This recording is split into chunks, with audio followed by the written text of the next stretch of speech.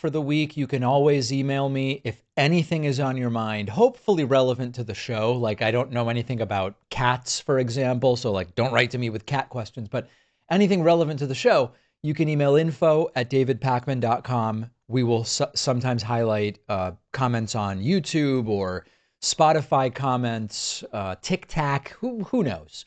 We start today with Spotify, and this is something Spotify related, and we've been hearing from a lot of people, but I'll just highlight a couple of comments. Juan said, we finally have the video version on Spotify.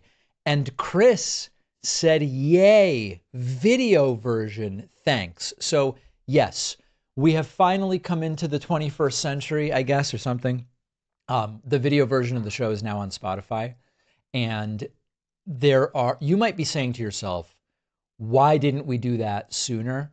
It's not all pros when it comes to the video version on Spotify. And there's a bunch of technical stuff that goes on behind the scenes, including how views versus IAB compliant podcast downloads are calculated. I mean, if I wanted to really bomb the show, I would turn it into a show about podcast statistics. But needless to say, the video version of the show is now available on Spotify, and you can seamlessly go from watching to listening. So that's a cool thing, and I think overall people are liking it. All right, now more substantively, Ron Santucci wrote on Facebook about how our elections are organized, popular vote, electoral college, etc. Ron writes, I have an idea. Whatever percentage of the popular vote a presidential candidate receives in each state equals the percentage of electoral votes that candidates get. That method would work both ways and would reflect the popular vote also. To which Patrick Baker responds, or just add up all the popular votes. So Ron's thinking, which is a good first step, Ron is thinking of a way for the electoral vote to more closely approximate the popular vote. But here's the problem with this idea. Imagine a state that has 4 electoral votes. There's only a few combinations of how you can divvy up those votes. If you have 4 votes, one candidate gets 4, or the other candidate gets 4, or you divide them 1-3, 2-2, or 3-1. The problem with this idea is, imagine a scenario where the popular vote is something like 57-43. The options are, you either give the candidate that won 57 50% of the electoral votes by giving them 2, or 75% of the electoral votes by giving them 3. That's not really great. And so this is why I favor a national popular vote. I think Patrick is completely correct. It's not only more accurate, it's simpler, and it will work far better. If there's something I'm missing about the strategy or the nuances of this, let me know. But with a national popular vote, it's simply, these are the results. 51.76% of the country voted for one candidate. Well, then they win. They got more than half the vote. That's it. All right. Michael McKinnon wrote on Facebook, why were there kids working the spa in the first place? Let me explain what this is about. Donald Trump has gone back and forth and changed his explanations as to why he and Jeffrey Epstein had a falling out. One of the latest version of this from Trump was, Epstein stole an employee out from under me, an underage employee from my spa. And the question that Michael is asking is a good one, and it is a reasonable one. The question is, why are there underage girls working at a spa in the first place? And the answer is, I think that this is a lot more common than people believe.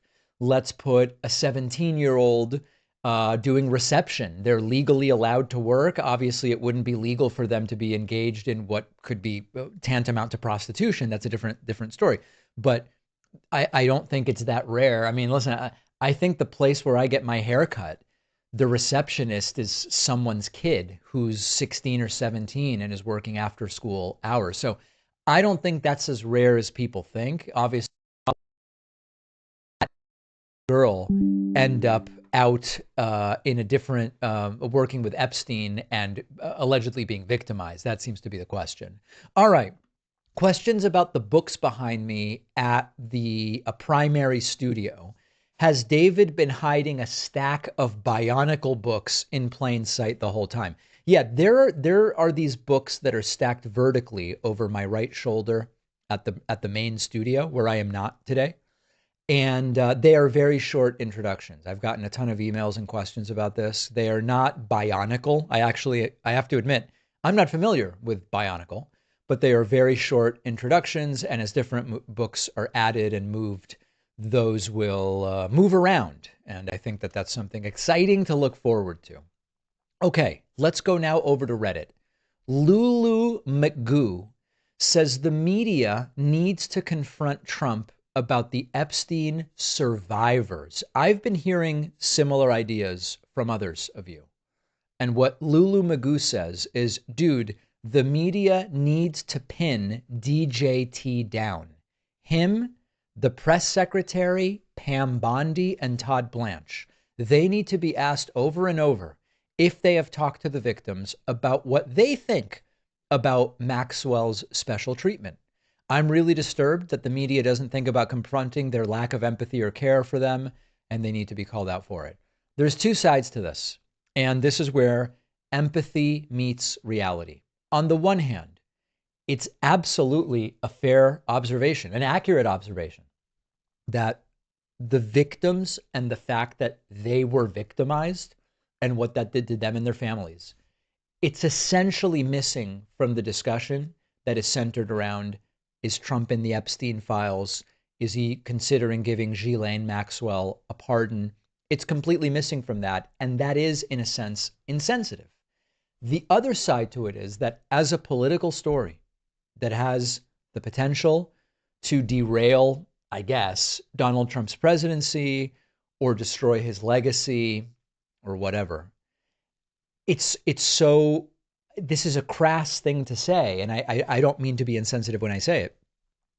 It really is irrelevant in the sense of, we know there were victims, and the question is, was Trump a perpetrator? Was Trump participating in some kind of cover-up? So empathy for the victims, while admittedly missing from the national narrative, is not something that's going to get attention because it does not relate to Trump's legacy, Trump's culpability, etc. It's just the reality. It's just the reality. Over on Spotify, I am asked about civil war. David, do you now believe that we are closer to a civil war as everything that is currently happening seems like the prequel? So let me give you some background as to why I'm being asked the question in this way. I've previously said that the fear-mongering about civil war has been overblown.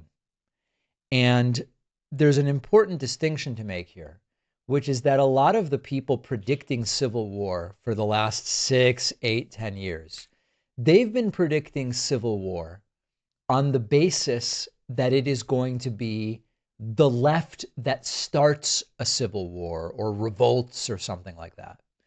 But I think the context in which I think about this today is more the division where we find ourselves, not sort of about democracy itself, but about what is going to happen as a result of the authoritarian escalations of Trump. And so I'm going to come back to that. Do I think we are closer to a civil war today than at any point that I've been doing the show? Yes, I do. But do I think that that's the case because the left wants a civil war? No. The reason I believe we are closer to a civil war than ever before is because we are seeing a president do the sorts of things that sometimes cause civil wars for the first time since I've been doing the show. The deployment of the military for domestic law enforcement, really going forward with a police state, talking about maybe I'll run again in 2028. It's not about Democrats, Republicans fomenting civil war and rhetoric. It's about Trump is objectively doing the sorts of things that can be catalysts for civil war. I don't say that to say I think civil war is imminent, but I certainly do think that we are closer to civil war than at any time that I've been doing this show, which, by the way, It just hit 20 years. I don't know if it was earlier. We're like right around with the new baby. I've totally lost track, but the show's been around about 20 years, which is crazy because it means I started the show when I was 6 years old. Hard to believe. Catch Lobo said on Twitter, "Your name is misspelled. David Pack Woman fixed." Two things here. Number one, many people ask me, David, why don't you engage in the comments on Twitter anymore? This is why. No matter what I post to Twitter, a third of the replies are like porn bots. And then almost 2/3 of the replies are just crap like this. I'm just not going to wade through all of that. I'm sorry. I'm too busy. I'm not going to do it. But one of the things that hasn't changed in the 20 years doing the show is that I get a lot of this homophobic type stuff. David Pack Woman. It used to be, David, you only care about gay rights because you're gay, or other words were used for I'm gay. Hard to imagine I could just think that gay people should be able to get married, right? Hard to imagine. It seems as though this sort of inherent homophobia is not something that is going away anytime soon. We've got legal gay marriage. So many things have changed in the time I've been doing the show. And yet I still get this sort of comment. All right, weighing in on the Trump health situation. There were hundreds of messages like this I could have selected, but I'm selecting one. Tom Prickett wrote on YouTube, "There is no way Trump makes it to the end of this term." Like never before. Listen, Trump's been an old guy for a while. Trump's been obese for a long time. Trump's eaten a terrible diet for a long time. Trump's been sedentary for a long time.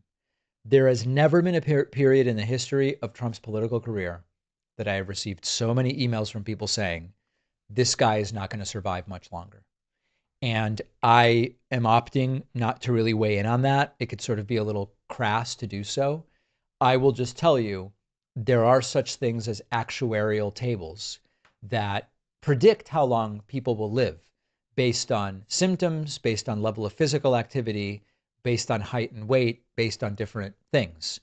And Donald Trump has significant risk factors. Let me put it there and avoid going further. Email me anytime, info@davidpakman.com. Look forward to hearing from you. We'll see you on the